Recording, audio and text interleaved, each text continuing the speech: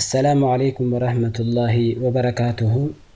كبجمتوتا هردفتوتا كينيا سجنتا كينيا ويا هرآتين قاملي كمبيوترا يوكين كمبيوتر هاردوير مال أكا فكاتو ولين لالا تورا يوتيوبي كينيا غورمي اي سي تي توب سبسكرايب لايك شير gochuun nu hordofaa isiniin jenna.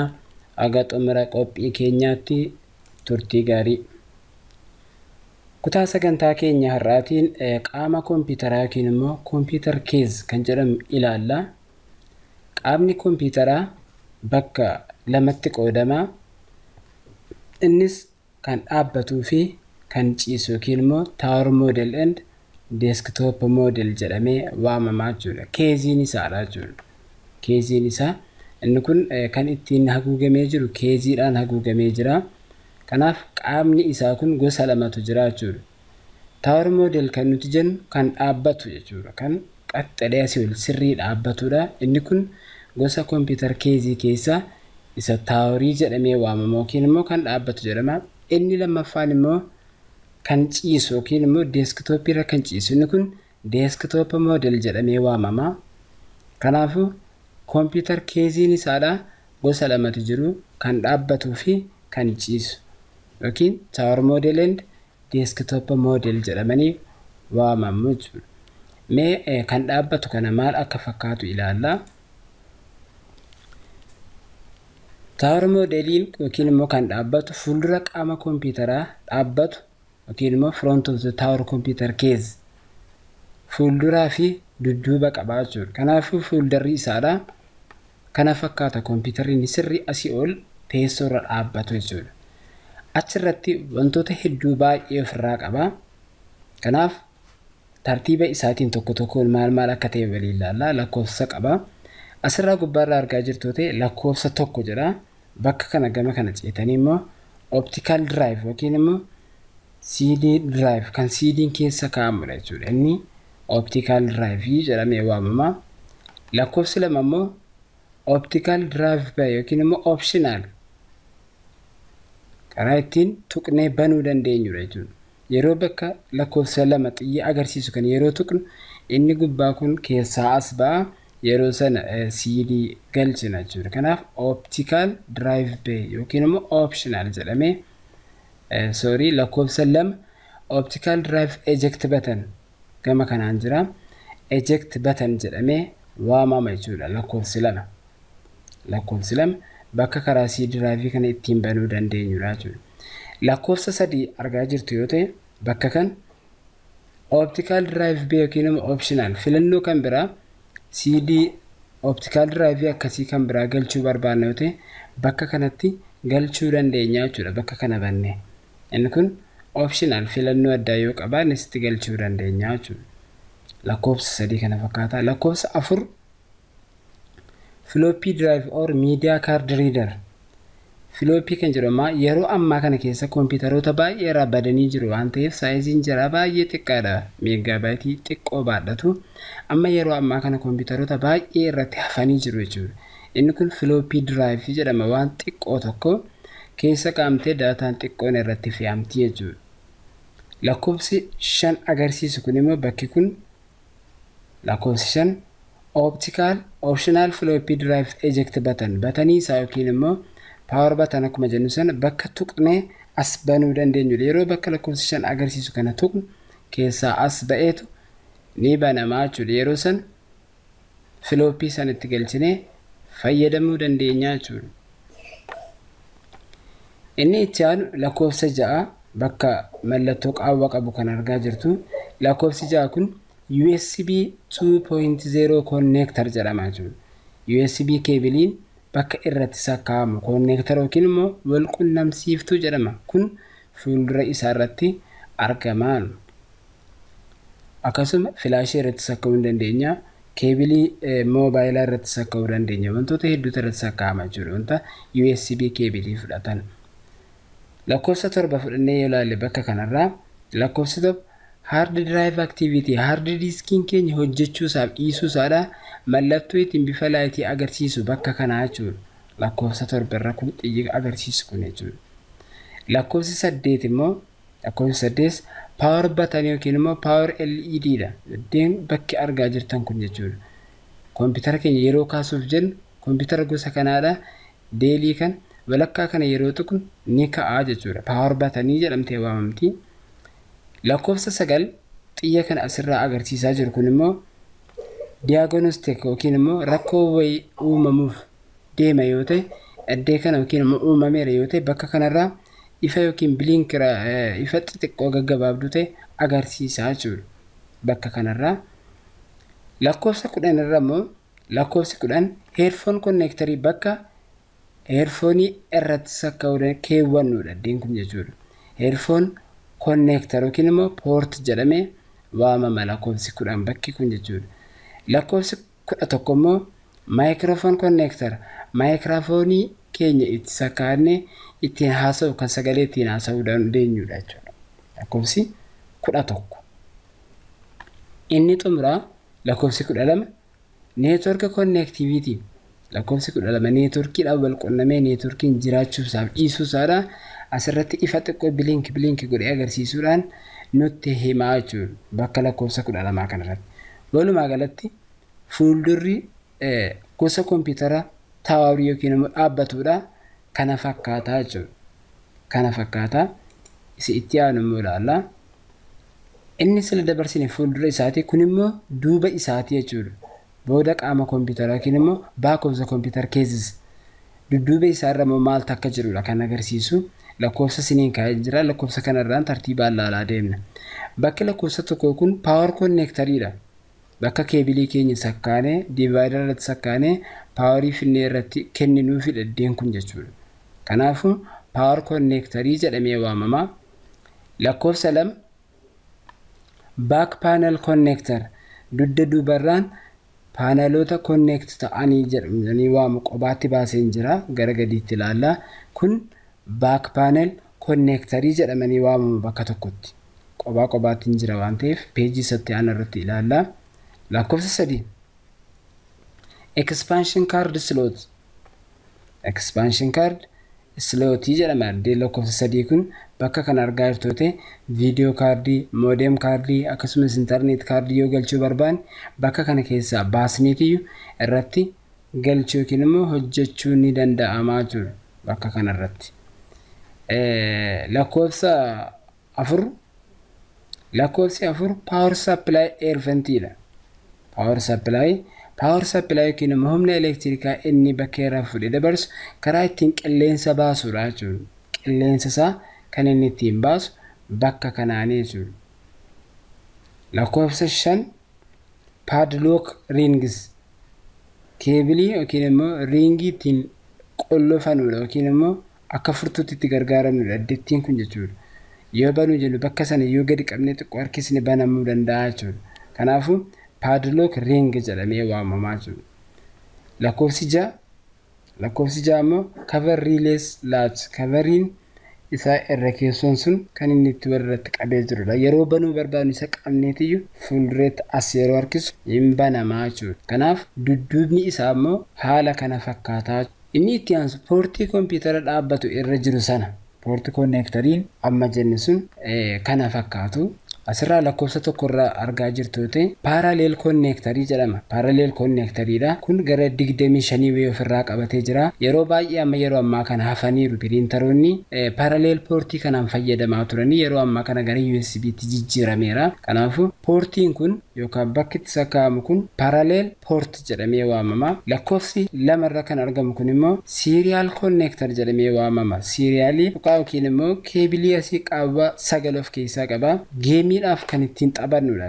Geemii kan harkaan qabannee ittiin taphannu jira. Asirratti dhufee hidhameetiyyuu ittiin taphatama jechuudha kompiitara irratti. Kanaafuu serial connector jedhamee link integrity LED jedhama. Bakka kanarratti bakka neetworkii irratti bukkeerraa ni ifti.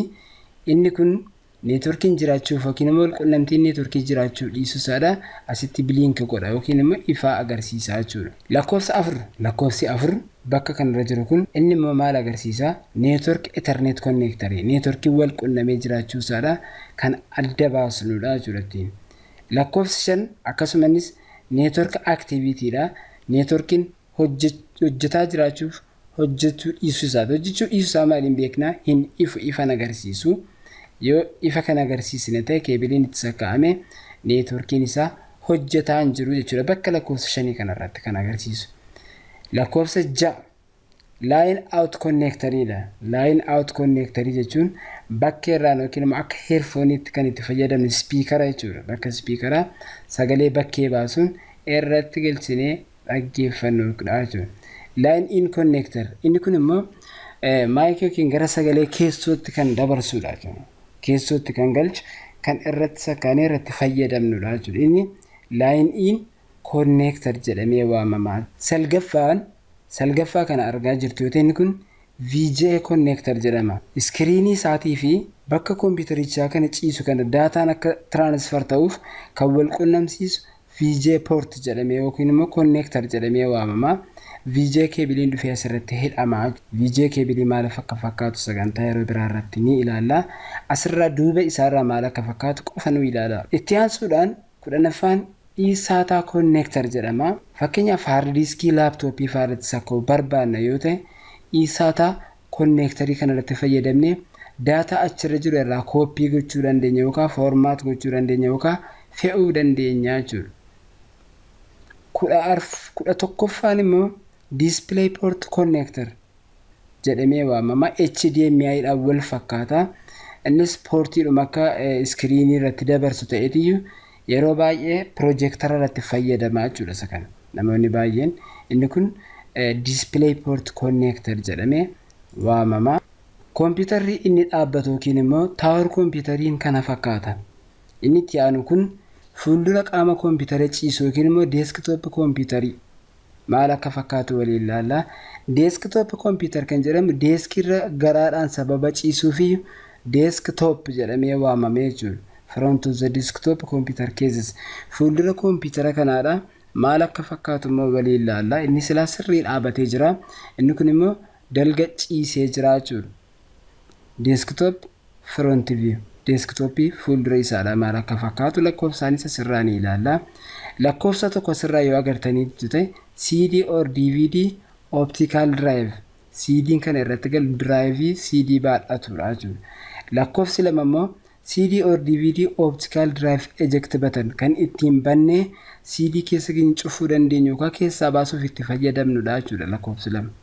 Lakkoofsi sadii immoo kan agarsiisaa jiru USB 2.0 connector akkuma isa dhaabbatu sana innis lama ofirraa qaba jechuudha. Keebilii USB akkasumas flaashii irratti sakka'uu dandeenya jechuudha asirratti. Lakkoofsi 4 hard drive activity bakka kanarraa kan iftu kun hard drivein keenya hard diskiin kompiitaraadha sirriitti hojjechuu dhiisuu isaadha kan adda ittiin baasnudha jechuudha. Ifaa xiqqoo bilink godhee agarsiisa. Yeroo kan hard diskiin keenya sirriitti hojjetaa jiraachuu isaa kan nutti agarsiisudha jechuudha. Lakkoofsa 5 asirraa argaa jirtu yoo ta'e power button yookiin immoo power LED bakka kompiitara keenya yeroo ittiin hojii hojjechuudhaaf kaafannudha iddeen kun jechuudha. Kun power button jedhamee waamama. Bakka sana xuquudhaan kompiitara sir keenya kaasuu dandeenya jechuudha. Inni itti aanu 6ffaan diagnostic LED rakkoon kompiitara keenya irra ga'eera yoo ta'e bakka kanatu qaxxalee ifa agarsiisaa jechuudha. Yeroo kana kompiitarri keenya rakkoo wayii irra ga'eera. Rakkoo salphaa ta'e jechuudha. Kan akka gubachuutu hin taane rakkoowwan salphoo ta'aniin kan irra ga'e jennaan arginudha. Salphaattis sirreessuu dandeenya jechuudha. Lakkoofsa 7 irra kan jiru immoo network connectivity. Networkii wal qunnamtiin networkii kompiitara kan biraatiif kompiitara tokko gidduu jiraachuu isaa dhiisuu isaadha kan agarsiisudha jechuudha. Innis ifa agarsiisa. Inni itti aanu lakkoofsa 8 irra kan jiru immoo microphone connector. Microphoneii keenya kan irratti qunnamsiisnee fayyadamuu dandeenyudha. Lakkoofsa 9 irra kan jirtu kun immoo headphone connector bakka headphonein irratti sakkaa'amudha. Headphone asirratti sakkaa'ee salphaatti irraa fayyadamuu dandeenya lakkoofsa 9tti jechuudha. Lakkoofsa 10 akkuma sila dubban optional floppy drive eject buttonidha. Iseen kun lakkoofsa 10 irra kan jiru floppy drive keessa as baasee ittiin cufuudhaaf kan fayyadamnudha. Bakki lakkoofsa 10 agarsiisaa jirtu kun jechuudha. Bakki 11 kun immoo floppy drive or media card reader jedhamee waamama jechuudha. Bakka floppy drive keessatti kaa'amee daataan itti fe'amuu danda'udha. Kanaafuu fuuldurri desktopii koompitara sagaraadhaan ciisu kana fakkaata. Duuba isaa maal akka fakkaatu mee waliin ilaalla. Duubni isaallee kunis akkas fakkaata. Garaagarummaan qabu silaatii wajjin xiqqoo garaagarummaa qaba. Tokko garaadhaan ciisuudha. Lamatammoo wanti asirra jiran baay'ee xiqqoodha jechuudha. Duubni isaadha asirraa kan inni fakkaatu dudduubeen isaadha. Rear view jechuun dudduuba isaati. Lakkoofsa tokko irratti kan argaa jirtan expansion card slotidha. Video cardii, modem cardii fi audio cardii bakka irratti gaxxamamudha. Bakka kana bannee cardii haaraa finnee irratti gaxxamuu dandeenya jechuudha. Lakkoofsa lama irratti kan arginu immoo air vents power supply koompitarichaadha. Karaa ittiin hafuura vaaka yookiin immoo ventileetarii baafatudha inni kun jechuudha. Lakkoofsi sadii immoo cover release launch yeroo banuudhaaf itti fayyadamnu bakka qollofamee jirudha. Iddeen kun yeroo kana qabnee harkisnu keeziin bukkee irraa kun ni banamaa jechuudha. Lakkoofsa afurra kan jiru immoo padlock ring kan ittiin yeroo qollofnu ittiin fayyadamnudha jechuudha. Yeroo bakka kana qabnee achitti bun qollofee kaa'aa jechuudha. Yookiin immoo akka furtuutti kan nu gargaarudha jechuudha. Koompitara keenya abbaan arge akka hin banneef yookiin immoo kufee salphaatti akka hin banamneef kan nu gargaarudha jechuudha. Inni itti aanu lakkoofsa 5 irratti kan argamu power connectoridha. Akka sila dubbanne power cable koompitara keenya humna powerii kennuuf yoo barbaanne bakka kana irratti connect yeroo goonu wal qunnamee powerii humna elektirikaa argatee ka'uu danda'a jechuudha. Lakkoofsi 6 irra kan jiru immoo back panel connector duuba irratti wantoota baay'eetu irratti wal qunnamu. Wantoota sana immoo qobaatti baasnee ni ilaalla. Kanaafuu back panel connector jedhamee waamama.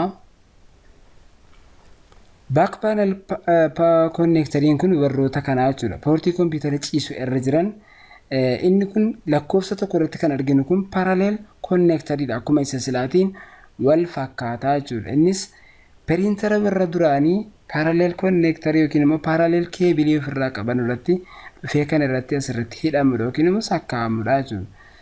Lakkoofsa lama irratti kan argaa jirtan kun serial connectoridha. Faayidaan isaadha. Geemiidhaan kan ittiin taphannu kan magaalaawwan gurguddoo keessatti ni jiru. Harkaan qabaniitu asiif achi yeroo raasan kan ittiin taphatamudha. Bakka kana irratti dhufee hidhameetu koompitara irrattis fayyadamuu danda'ama jechuudha. Lakkoofsa 3 irra kan jiru link integratedidha. Ifa yeroo koompitara keenya banamu kan agarsiistudha bakki kun. Lakkoofsa 4 irra kan jiru kun immoo network ethernet connectoridha. Networkiin wal qunnamee jiraachuu isaadha kan agarsiisudha jechuudha.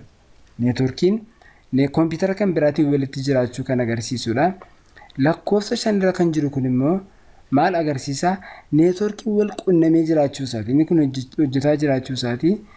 Inni kun wal qunnamee jiraachuu isaa agarsiisa. Inni kun immoo networkiin hojjetaa jiraachuu isaadha. Network activity hojjetaa jiraachuu isaadha adda kan nuuf baasudha jechuudha. Lakkoofsa 6 irratti kan argamu lakkoofsa 6 line out connectoridha. Sagalee maayikii bakkee irraa dhufu kan irratti wal qunnamsiisudha. Lakkoofsa 7 irra immoo line in connector sarara sagalee yookiin maayikii yookiin speakerii kan keenya finnee kan irratti sakkaane. Inni itti aanu salgaffaan VGA connectoridha. VGA connectoriin kun kan inni nu gargaaru VGA keebiliin iskiriiniidhaaf koompitara keenya wal qunnamsiisuu danda'u bakka kanaa jechuudha. Poortii yookiin immoo connectoriiwwan achi keessa jirtu 15 qaba. Isee sana finnee irratti galchineetu bukkee irraan hiinee irratti fayyadamuu danda'a. Yoos waan siistama keessatti hojjetu gara iskiriiniitti fiduu danda'a jechuudha. Yoo asirratti sakkaane garuu agarsiisuu hin danda'u.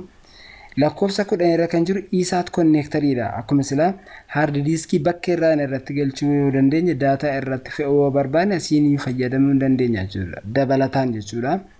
11 irra kan jiru immoo display port connectoridha. HDMI isa jennu sana jechuudha. Inni asirratti sakkaa'ameetu hojii hojjechuu danda'a jechuudha. Walumaa galatti dudduubni koompitara garaadhaan ciisuudha kana fakkaataa jechuudha. Walumaa galatti waa'een qaama koompitaraadha kana fakkaatu. Innis lamatti qoodama. Keezii taaworiidhaa fi kan dhaabbatu yookiin immoo deeskitooppii kan ciisu jedhameetu bakka lamatti qoodama. Inni taaworiin kun fuulduraaf duuba qaba. Inni deeskitooppii kunis fuulduraaf booda qaba. Kanaaf haala kanaan ilaallee jirra. Gurmee ICT Tube subscribe, like, share gochuun nu hordofaa isiniin jenna. Galatooma.